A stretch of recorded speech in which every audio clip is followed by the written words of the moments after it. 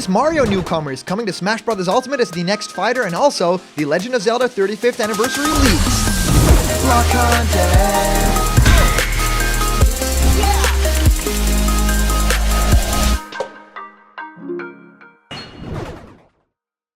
What's happening, my Block buddies, and welcome to a brand new episode of Blocked Content's Leak Speak. My name is Callum, and this is going to be your content for today. And it's going to be all about the Legend of Zelda 35th Anniversary, and this strange leak about a new Mario character potentially coming to Super Smash Bros. Ultimate. It's got a lot of Nintendo Direct goodness to break down today, so I'm really excited to find out what you guys think of this, and actually, if these are to be believed, we can actually count on a new shadow-dropped Nintendo Direct that is focusing entirely on the Legend of Zelda, yes, because of course, the anniversary, to be shadow dropped, so out of nowhere, and it'll also be around 20 minutes in length, which would be incredible. A lot of people would be very excited about that, even though it isn't all that long. And yes, we've been expecting a lot of updates on Zelda content, especially now that we haven't even heard any peep about the new Legend of Zelda Breath of the Wild's sequel, and also, of course, we're very, very eagerly awaiting more DLC updates to the Age of Calamity, the Hyrule Warriors game. So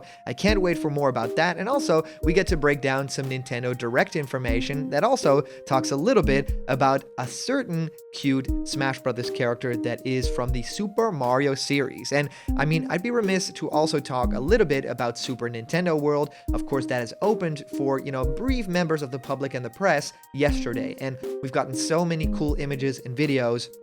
I mean, this place looks like heaven. It looks so incredible. If you haven't already, go check that out on YouTube. There's videos of all the different rides and all the different things that you can do, the characters that you can meet, and we can just hope that the park expands, and maybe someday soon we'll get something of a Smash Brothers portion of the park. I mean, how incredible would that be if you could just even buy Smash Brothers merch at the park? So very excited about that. And of course, I've been answering many of you guys' questions about Smash Ultimate and New Fighters in our show Question Blocked, where I answer your questions. What do I think of your favorite game? How do you start making YouTube content? Whatever you can think of, send your question through to blockedcontentmail@gmail.com, and I will answer your question live on the show in our next Question Blocked episode. So let's dive right on into this, the Legend of Zelda 35th Anniversary leak. Now, it talks about a date, February 17th, and that it's getting shadow dropped. So out of nowhere on Twitter somewhere, it's just the full video, not being live streamed. So 15 to 20 minutes long. And it starts off with a big reveal, The Legend of Zelda 4 Swords Anniversary Edition, which will be available from February 21st until September 30th. So again, these are these timed releases that Nintendo has been doing also for the Mario anniversary that fans aren't that big of a fan of, right? There's been a lot of backlash with these limited releases, and of course, these games that are not available anymore after. So yeah, for the Mario games, people got very upset about it. I can see the same thing happening for Legend of Zelda. Now, next up on the docket is something that a lot of people have been expecting because, of course, these are ripe for the taking.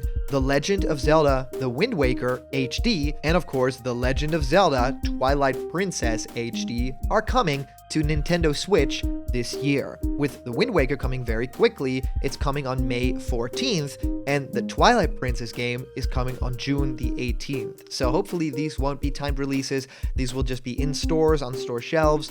Yeah, a lot of people who might have missed out on these HD releases will be very happy because I think The Wind Waker is incredible. I still think that the GameCube version looks a little bit more superior because the style just works a lot better with less lighting and, a more cartoony look, but The Legend of Zelda Twilight Princess looks incredible in HD, so I would, really want these to come out. I just hoped that they would be in a collection together and not separately.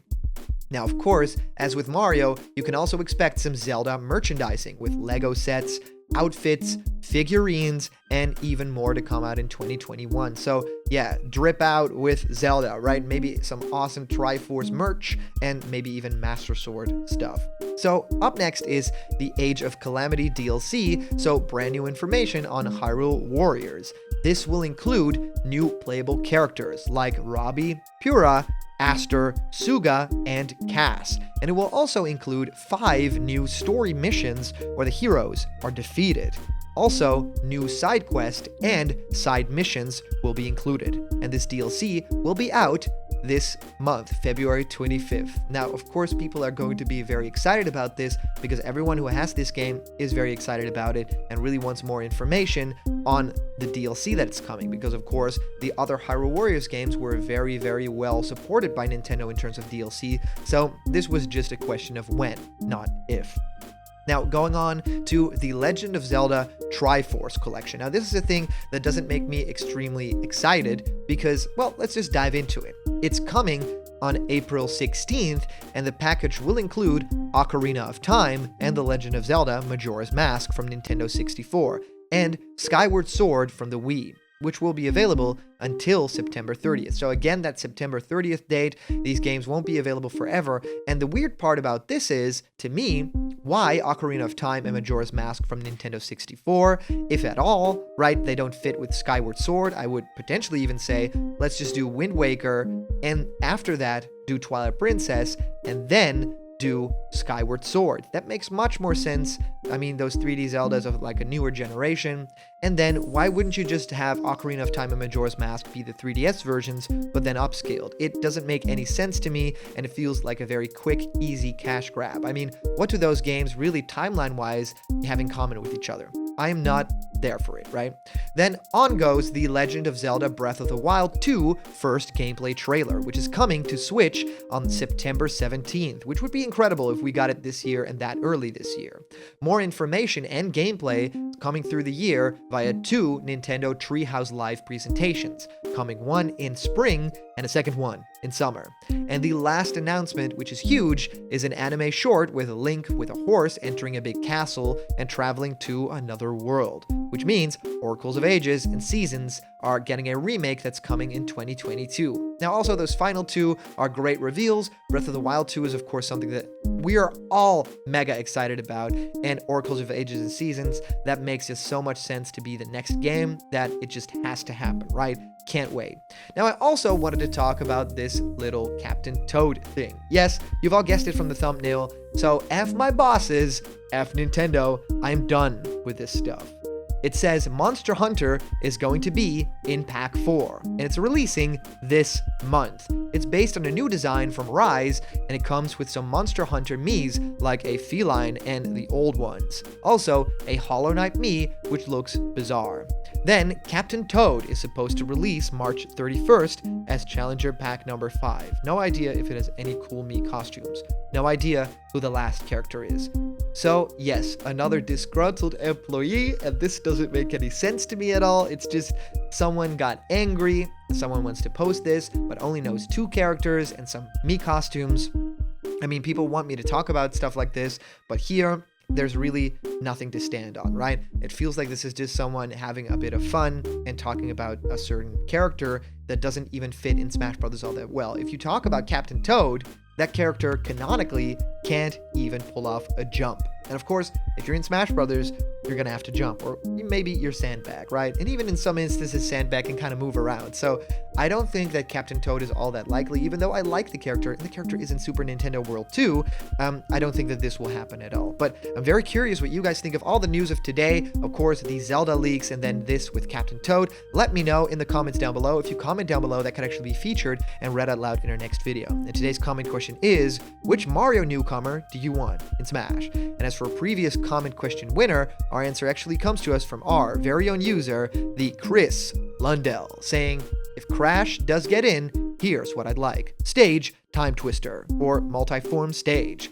Songs, Insanity Beach, Hog Wild, Ripperoo's theme, Heavy Machinery, Turtle Woods, Hang 8, Tiny's theme, and Jin's theme, Orange Asphalt, Making Waves, Dingo Dial's theme, and Tropy's theme, and Cortex's theme. The spirits would be Coco, Crash Alt Form, if not Isabelle, Aku Aku, which is a masked Mii fighter, Tawna is Zero Suit Samus, Crunch would be Little Mac, and Ripperoo would be Blue Yoshi with bombs. Embryo would be Luigi on Dracula's Castle with Green Donkey Kong, Tiny would be Incineroar, which makes too much sense, and Jin would be Morton Koopa plus a Giant Rob, Dingo Dial would be Wolf with fire items on the summit stage, and Entropy would be Robin with a stopwatch. Cortex would be Snake with a blaster and a jetpack, and Nitro Squad would be Blue Peach, Green Daisy, White Zelda, and Bayonetta. The Mii costumes attached would be Aku Aku and the Uka Uka mask.